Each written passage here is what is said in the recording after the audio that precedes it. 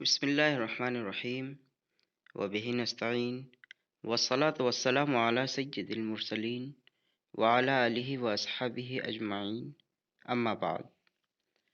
آج ہم آپ کے سامنے دارالافتاء العارفیہ کے تحقیقی فتاوی میں سے ایک اور فتویٰ پیش کرنے جا رہے ہیں۔ تعزیہ داری کے سلسلے میں اکثر لوگ بحث و مباحثہ کرتے رہتے ہیں، چنانچہ اسی مسئلہ کو پیش نظر رکھتے ہوئے مولانا سید محمد عبد الواسع حسینی بخاری چشتی نے خانقاہ عارفیہ و جامعہ عارفیہ کے صدر مفتی رحمت علی چشتی قادری حفظہ اللہ سے سوال کرنے پر مفتی صاحب کا یہ جواب ہے، سامعین کی خدمت میں پیش کرنے کی سعادت حاصل کر رہا ہوں، بغور سماعت فرمائیں۔ بسم اللہ الرحمن الرحیم۔ ہر قوم اپنے پیشواؤں، رہنماؤں اور بزرگ شخصیتوں کو کسی نہ کسی شکل میں یاد کرتی ہے۔ کچھ لوگ کسی کے مولود یعنی یوم پیدائش مناتے ہیں، کچھ لوگ یوم وفات یعنی عرس مناتے ہیں، اور کچھ لوگ کسی شخصیت سے منسوب کوئی خاص دن کی یاد مناتے ہیں۔ جیسے اہل اسلام اور نصارہ میں اپنے نبی علیہ السلام کی یوم میلاد منانے کی روایت ہے، اہل تصوف کے یہاں مشائخ کرام کے آراس منانے کی رسم ہے۔ یہ عرس و میلاد منانے کی اصل نہ تو کسی نہ کسی طور نصوص سے ثابت ہے، اگرچہ ان مواقع پر انجام دیے جانے والے بہت سارے رسوم کی کوئی اصل نہیں ہے، لیکن اس پر کوئی ممانعت بھی وارد نہیں ہے۔ اباحت عامہ کے تحت یہ چیزیں شامل ہیں اور اچھی نیت کی وجہ سے ان پر ثواب کی بھی امید ہے۔ بعض مغلوبین سے ایسے افعال کا صدور ہو جاتا ہے جس کا ظاہر شرع میں ممنوع ہے، اگرچہ ایسے حضرات ماجور و معذور ہیں، البتہ ان کی اتباع میں غالی محبین رسم پرستی میں جو غیر شرعی امور کو انجام دیتے ہیں، یقیناً ان غلط رسومات کی نہ اجازت دی جا سکتی ہے اور نہ ان کی وجہ سے مباح اور بابرکت رسومات و محافل کو پورے طور پر ترک کرنے کا مطالبہ کیا جا سکتا ہے۔ شاعر کا احترام۔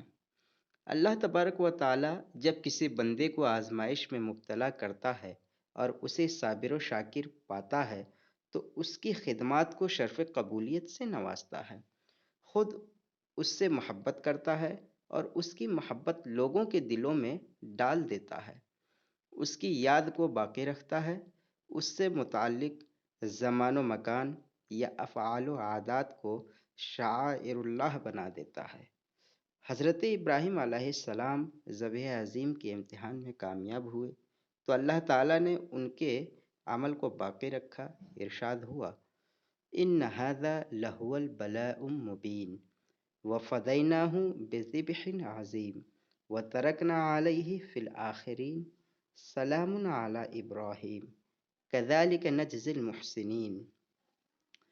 البتہ یہ صریح آزمائش ہے اور ہم نے اس کے عوض ایک بڑا ذبیحہ قربان کر دیا اور آنے والی امت میں اسی قربانی کو باقی رکھی۔ ابراہیم پر سلام ہو، اسی طرح ہم نیکوکاروں کو بدلہ دیا کرتے ہیں۔ حضرت ابراہیم کی بیوی حضرت ہاجرہ اور ان کے صاحبزادے حضرت اسماعیل سے متعلق صفا و مروہ پہاڑی کو قرآن مجید میں شعائر اللہ سے یاد کیا گیا ہے۔ ان الصفا والمروۃ من شعائر اللہ۔ صفا اور مروہ یہ دونوں پہاڑیاں اللہ کی نشانیوں میں سے ہیں۔ ایک دوسرے مقام پر اللہ تعالیٰ نے اپنی ان نشانیوں کی تعظیم کو تقویٰ قرار دیا ہے۔ وَمَن يُعَظِّمْ شَعَائِرَ اللَّهِ فَإِنَّهَا مِن تَقْوَى الْقُلُوبِ، اور جو اللہ کے شعائر کی تعظیم کرتا ہے تو یقیناً یہ دلوں کے لیے تقویٰ ہے۔ اہل بیت اطہار اور ان کی محبت۔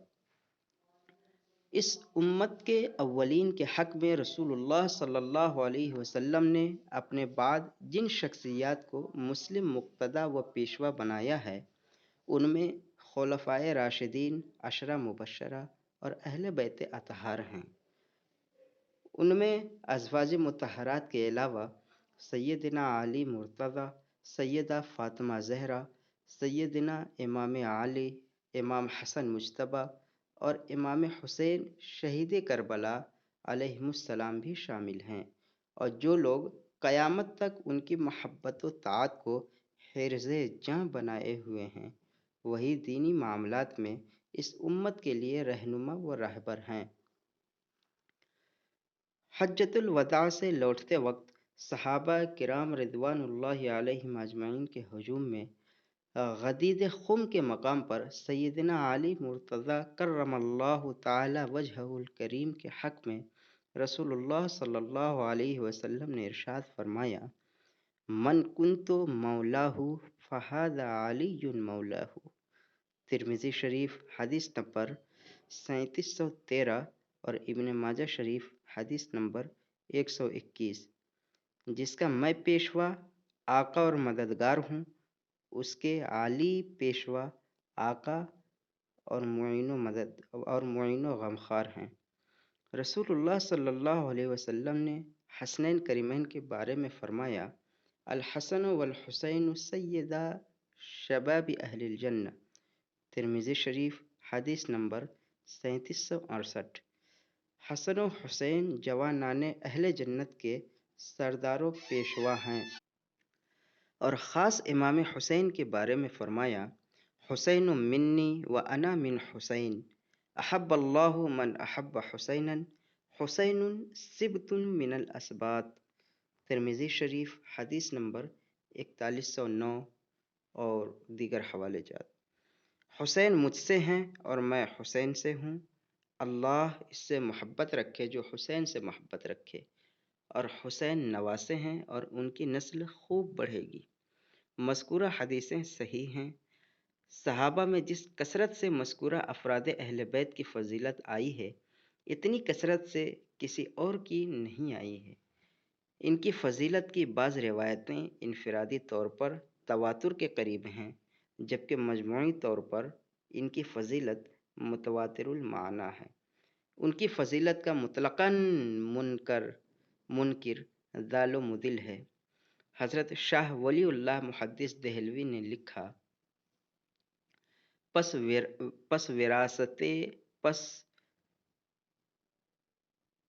وارث آن حضرت ہم بسے قسم منقسم اند،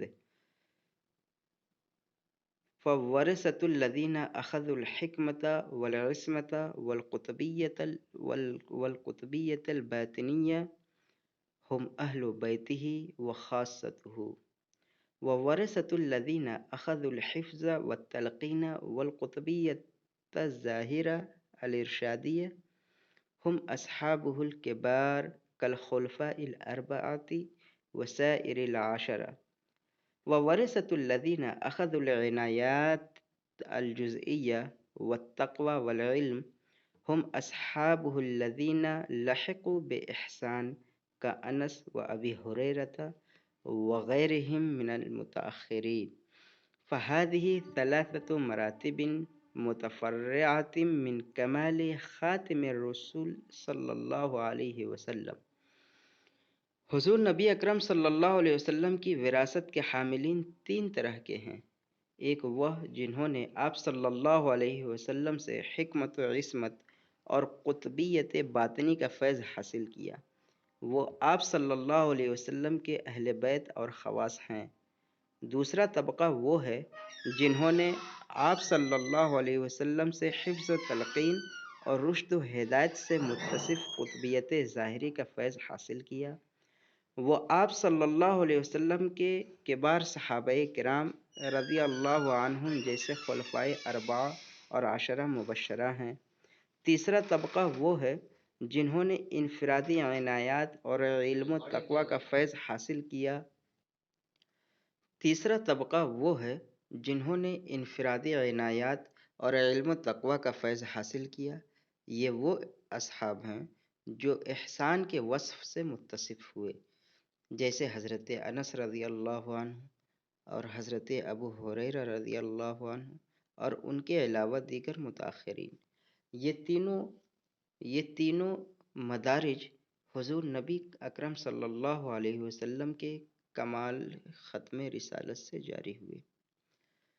گویا اہل بیت کی فضیلت و خصوصیت حقائق و عرفان اور اسرار باطنی کے معاملے میں سب سے جدا اور سب سے یگانہ ہے۔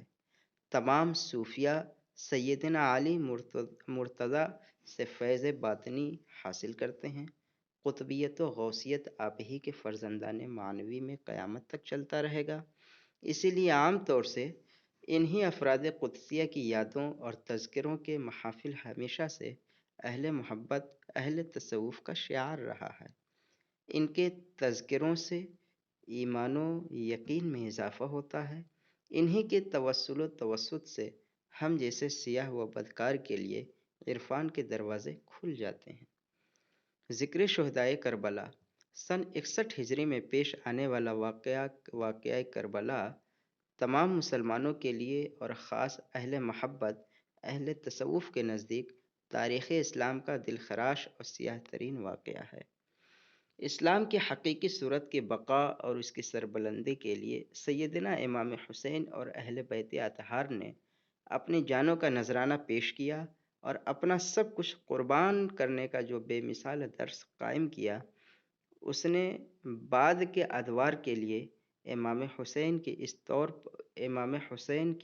اس طور پر تعارف کرانے پر مجبور کر دیا: شاہ است حسین، بادشاہ است حسین، دین است حسین، دین پناہ است حسین، سرداد نہ داد دست در دست یزید، حقہ کے بنائے لا الہ است حسین۔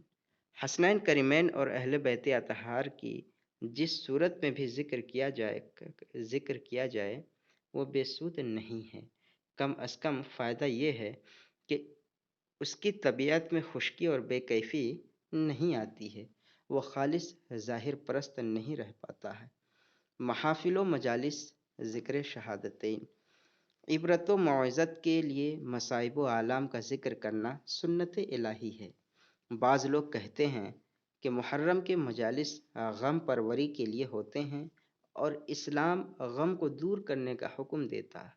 غم میں اضافہ یاس و ناامیدی کی طرف لے جاتا ہے۔ اگر کوئی شخص بالقصد غم میں خود اضافہ کر رہا ہو اور یہ غم اسے یاس و ناامیدی کی طرف لے جاتا ہو تو یقیناً یہ ایک مذموم عمل ہے، اور اگر یہ محبت میں اضافہ کا سبب ہو یا انتہائی غم پر انسان رضائے الہی کی طرف چلا جاتا ہو تو ایسے غم کے لاحق ہونا مذموم نہیں بلکہ محمود ہے۔ اور اگر کوئی مغلوب محبت ہو، ماہ محرم میں خود بخود اس پر غم کے آثار آ جاتے ہوں تو وہ پہلے ہی سے معذور ہے۔ ذکر شہادتین بصورت وعظ، پند و نصائح اور منقبت و مدحت کرنا سنت ہے۔ اس سے لوگوں کے دلوں میں مصائب پر صبر، رغبت ملتی ہے اور حق کے خاطر سب کچھ قربان کر دینے کا جذبہ پیدا ہوتا ہے۔ لیکن یہاں بھی یہ بات تو سب کو ملحوظ ہی رہنا چاہیے کہ فضائل و واقعات معتمد و مستند کتابوں سے ہی بیان کرنا چاہیے، ورنہ محض قصہ گوئی، موضوع روایات جو کم از کم سبق آموز اور عبرت کا سبب بھی نہ ہو، اس سے کیا حاصل ہوگا؟ اس سے بہتر تو یہ ہے کہ ان شہداء کی یاد میں انفرادی طور سے لوگ اذکار و اشغال اور قیام و صیام میں اپنے اوقات صرف کریں۔ تعزیہ داری۔ بر صغیر کے مسلمانوں کی اصطلاح میں تعزیہ حضرت امام حسین اور اہل بیت علیہم السلام کی تربتوں کی نقل جو محرم کے دنوں میں بطور یادگار کاغذ اور بانس وغیرہ سے بناتے ہیں۔ تعزیہ کی اصل کے بارے میں اعلیٰ حضرت علیہ الرحمہ لکھتے ہیں: تعزیہ کی اصل اس قدر تھی کہ روضہ پر نور شہزادہ گلگوں قبا حسین شہید ظلم و جفا صلاۃ اللہ تعالی وسلامہ علی جدہ الکریم وعلیہ کی صحیح نقل بنا کر بنیت تبرک مکان میں رکھنا، اس میں شرعاً کوئی حرج نہ تھا کہ تصویر مکانات وغیرہ غیر جاندار کی بنانا رکھنا سب جائز ہے، اور ایسی چیزیں کہ معظمان دین کی طرف منسوب ہو کر عظمت پیدا کریں، ان کی تمثال بنیت تبرک پاس رکھنا قطعاً جائز، جیسے 100 سال سے طبقتاً فطبقتاً ائمہ دین و علماء متقدمین نالین حضور سید الکونین کے نقشے بناتے اور ان کے فوائد جلیلہ و منافع جزیلہ میں مستقل رسالے تصنیف فرماتے ہیں۔ جسے اشباہ ہو وہ امام علامہ تلمسانی کی فتح المتعال وغیرہ مطالعہ کر سکتے ہیں۔ حضرت عزیز اللہ شاہ صفی پوری رحمۃ اللہ علیہ قدس سرہ اپنی کتاب عقائد العزیز میں امام حسین علیہ السلام کے ذریح کا عقیدہ کے تحت لکھتے ہیں: میں عقیدہ رکھتا ہوں کہ ذریح یعنی حضرت امام حسین علیہ السلام کے روضہ مقدس کی نقل جو ہندوستان میں مروج ہے، شریعت سے اس کے کچھ اصل نہیں۔ تیمور بادشاہ آپ کے مزار منور پر چند بار گیا اور ہر بار ایک ملک پر فتح پائی، اور آپ کے ساتھ اس کو ایک اعتقاد خاص پیدا ہوا اور ہر بار ملک چھوڑ کر حاضر ہونا متعذر تھا۔ آپ کے روضہ شریف کی نقل بنوا کر ادب اور تعظیم سے رکھی، جب سے اس کا رواج ہے۔ علماء شریعت منع فرماتے ہیں اور فقراء کا حال اور ہے، اور یہ اور نظر رکھتے ہیں۔ حضرت امام حسین علیہ السلام کی طرف منسوب سمجھ کر چپ رہتے ہیں اور احترام سے پیش آتے ہیں، نہ بناتے ہیں، نہ بنانے کو کہتے ہیں، نہ منع کرتے ہیں، نہ گستاخی کرتے ہیں، نہ حرکات جاہلانہ کرتے ہیں، نہ منع کرنے والوں کو برا سمجھتے ہیں۔ البتہ جو شخص ایسے الفاظ بولے کہ حضرت امام حسین کی اہانت ہو، اس کی باتوں کو اچھا نہیں جانتے۔ اس سے ثابت ہوتا ہے کہ تعزیہ پر اصلاً کسی کو بھی اعتراض نہیں ہے۔ علماء کو چاہیے کہ ہر وہ عمل جس کی اصل جائز اور محبت رسول و اہل بیت اور اکرام صحابہ کی طرف عوام کو مائل کرتی ہو، اسے بالکلیہ ناجائز نہ کہیں، بلکہ عوام کی موافقت کرتے ہوئے جواز جو کہ اصل ہے اسے بیان کریں، اور جب وہ آپ سے مانوس ہو جائیں تو ان رسوم میں جو ناجائز امور شامل ہو گئے ہیں ان سے آہستہ آہستہ دور کریں۔ اس کے ساتھ ساتھ ضروریات دین پر عمل کرانے کی کوشش کریں۔ جب مروجہ تعزیہ داری ناجائز و حرام ہے تو غیر مروجہ تعزیہ جس کا جواز اعلیٰ حضرت علیہ الرحمہ کے نزدیک بھی ہے، اس کی طرف عوام کو مائل کیوں نہ کریں؟ اس لیے کہ جب کوئی چیز عوام کے رگ و ریشے میں سرایت کر جائے تو اس سے روکنا اسی وقت ممکن ہے جب آپ اس کا بدلہ عوام کے سامنے پیش کر دیں۔ آج تقریباً 600 سال سے یہ مروجہ تعزیہ داری عوام میں جاری ہے۔ علماء نے مکمل کوشش کی مگر کتنی کامیابی ملی وہ نظروں کے سامنے ہے۔ اللہ ماشاء اللہ، تو کیوں نہیں عوام کا رخ صحیح راستے کی طرف پھیر دیا جائے اور شر میں خیر کے پہلو کو اجاگر کر دیا جائے۔ جس طرح مزارات پر خرافات ہوتے ہیں پھر بھی اہل دل وہاں کی حاضری کو سعادت سمجھتے ہیں، اسی طرح امام حسین علیہ السلام سے جو قبہ منسوب ہے، اگرچہ ان کے قبہ کی طرح نہیں اور وہاں دیگر خرافات ہوتے ہیں، اس کی تعظیم سے انحراف اہل محبت کا شیوا نہیں۔ ہندوستان کے بہت سارے مشائخ نے تعزیہ کی تعظیم صرف اسی بنیاد پر کی ہے۔ جیسے نعت خوانی یا قوالی میں جو خرافات رائج ہو چکے ہیں، اس کے سبب اہل تصوف جو اہل محبت ہیں ان امور سے گریز نہیں کرتے ہیں، اگرچہ اصلاح کی کوشش کرتے رہتے ہیں۔ یہ بھی واضح رہے کہ بعض لوگ تعزیہ کے خلاف و غلو کی حد تک باتیں کہتے ہیں، انہیں اس سے بچنا چاہیے، کیونکہ رسومات محرم میں سے بعض باتفاق ناجائز و حرام نہیں، بلکہ فقہا اور محققین مشائخ کے درمیان اختلاف ہے، اور اختلاف کی صورت میں فسق کا حکم ختم ہو جاتا ہے۔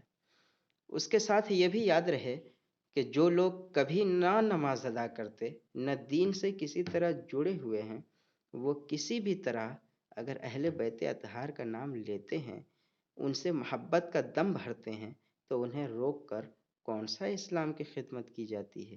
محبت اہل بیت ہمارے ایمان کا حصہ ہے۔ کسی بھی طرح اگر وہ اس عمل کو کرتے ہیں تو کرنے دیں، ورنہ یہی لوگ بعد میں وہابی ہو جائیں گے۔ حب اہل بیت عوام و خواص کا جہاں نصیبہ رہا ہے، وہیں غیر مسلموں کے لیے بھی اکسیر حیات رہی ہے۔ امام علی مقام سے اس کی محبت کا یہ نتیجہ ہے کہ اس پرفتن دور میں بھی غیر مسلم لوگ تعزیہ اور مزارات سے عقیدت و محبت کا اظہار کسی نہ کسی طور کرتے رہتے ہیں۔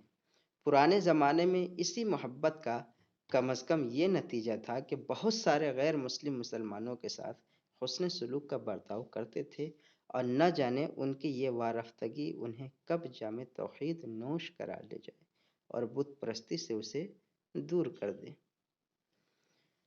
جیسے خواجہ کے ڈیک پکوانے والے اور غوث پاک کی 11ویں منانے والے اگرچہ دوسرے بہت سارے عمل اچھا نہیں کرتے ہیں، لیکن ایسے لوگ شاید ہی وہابی ہوتے ہوں۔ اللہ ہم سب کو اہل بیت کی محبت اور اطاعت کی توفیق بخشے، آمین۔ محمد رحمت علی مصباحی، چشتی قادری، جامعہ عرفیہ سید سرا، الہ آباد۔